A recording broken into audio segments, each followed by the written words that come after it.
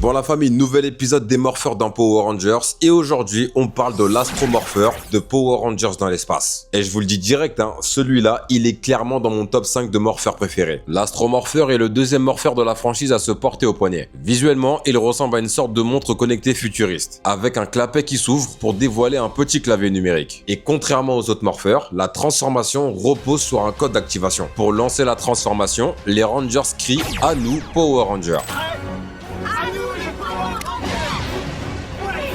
Il déploie le bras, ouvre le clapet du morpheur, tape le code 335, puis valide avec la touche entrée. Et dès que le code est accepté, leur combinaison se télécharge instantanément sur eux. Et c'est ça qui donne aux Rangers de l'espace une identité très futuriste. On est sur une technologie avancée venue de KO-35, la planète natale d'Andros et de Zane. Mais l'astromorpheur ne sert pas seulement à se transformer. Comme beaucoup de morpheurs dans la franchise, c'est aussi une sorte de télécommande universelle pour accéder à l'arsenal des Rangers. Mais attention, tous les Rangers de l'espace n'utilisent pas l'astromorpheur. Zane, le Ranger argenté, possède son propre morpheur, le Digimorpheur. Et lui, il a la forme d'un téléphone portable à l'ancienne. Son fonctionnement reste similaire, mais le code d'activation est totalement différent.